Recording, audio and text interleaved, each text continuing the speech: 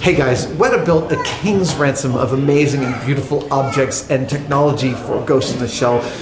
We are about to go look at one of the most beautiful pieces I have seen. It is in the 3D modeling room, and it is an endoskeleton that is the inside of the Major. That's why I'm standing in front of a cabinet full of skeletons. It is one of the loveliest props I have ever seen up close, and we're going to find out how they built it. Holy moly, Jared. I'm speechless. I don't think I've ever seen anything quite this beautiful before. It also looks like, when I actually start to parse how many parts there are, an absolute nightmare. I mean, what am I looking at here? So what you're looking at is a collection of basically 3D printed objects. Our clear resin, our black resin, there are laser cut components, model made components, 3D printed steel joints to keep the strength, and we've got 3D printed nylon for some of the limbs as well to hold their shape. Jared, I know that this stuff doesn't happen as just a one-off, let's print it out of this and let's just go. How much experimentation is there into different 3D printing processes to choose the right black, the right plastic, the right metal, the right clear?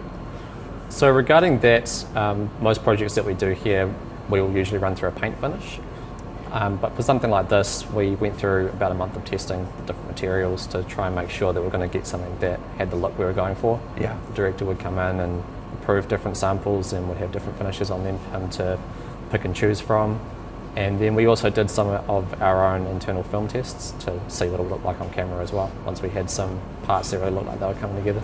Is there, I'm sure for some of them they're like, I'm not sure this is going to work, and then you see it and you're like, it totally works. Was there some successes like that? Yeah, there were definitely a couple of moments. When we first saw the clear coat on the muscles, we definitely had a eureka moment. I'll bet. Yeah.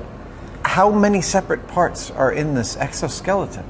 We don't have a definite number, but there's between 300 and 400 components. 3D printing is relatively still a new technology. It takes a while to 3D print stuff, and these are some very elaborate pieces.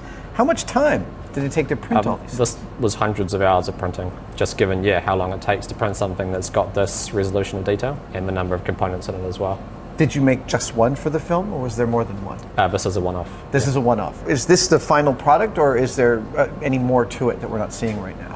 So this actually fits inside a ballistic gel layer that was also 3D printed. That's effectively the silhouette of the actress that the character is supposed to be. That goes all the way over? Yeah, that will be in show as well. Has that not been printed yet, or is that? Oh no, that's been printed and filmed as well, but it was quite a challenge to get that all to fit on and stay together, and it doesn't travel as well as the rest of it, so that's in a box somewhere else. I didn't even know one could print in clear resin like this with that type of clarity. We didn't either until we did this project. So previously we had printed in a clear resin, but it was much foggier than what you see now. Mm-hmm. So our props department built a light box that has an absence of UV light that then basically overcures this material. And then after that, we gave it to our paint department and they gave it a layer of clear coat, which gives you the result you see here. That gives it that extra pop. Yeah. Did you guys design this? Did you work from an existing design from production? From an existing design, but that was purely digital. And so then our job is to take that and turn that into something that can be manufactured. Oh my God. So in terms of assembling, you almost have to assemble it twice. There's assembling it digitally, then there's printing it, and then there's assembling all these parts together. You go and you print stuff and it should all fit together at the end, but it doesn't all quite, so there's improvisation. So there was a bit of back and forth with that, but for the most part, this build went relatively straightforward regarding printed components fitting together because of the accuracy of the printer. Yeah. How large is the team that put this together? For physically putting together, they actually tried to leave it mainly to one guy, who just basically made it his baby, and then had people helping him on and off as he went as well. God, these screws are so tiny. These are like M3s, M4s? M2s. M2s. I'm asking lots of questions, but I'm kind of speechless. I've rarely seen anything this lovely before. Did you guys kind of fall in love with the construction, or are you like so sick of it you're happy to see it be done? Mixed feelings, definitely. Mixed feelings. But yeah, it was awesome to see it come together for sure. What is the place in which it appears in the film? narratively, it's the major character being constructed. So there aren't actually any shots of this particular skeleton of muscles going onto bones, but so you see the eye mask zooms onto the face, and it's the physical construction of the AI body. Yeah, it's really great that the production decided to do this practically. Yeah.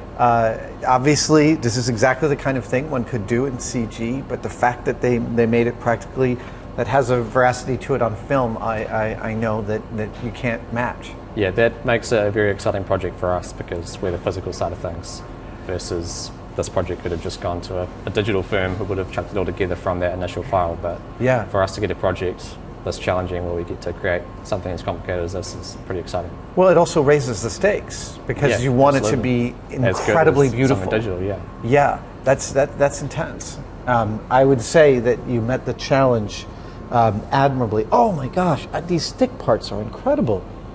I so want to actually move it and articulate it, even though I know that it doesn't articulate like. Yeah, there's a small degree of articulation in the arm joints. In particular, they just wanted some kind of subtle movement to give it a little bit of life, right, but not so much movement that it was going to take that much longer to put together. It doesn't matter how close you get to this. The beauty of the fine detail is extant at every scale. Incredible. Thank you so much for letting us have access to this. It's a gorgeous piece. Your team is to be commended. It's a masterpiece.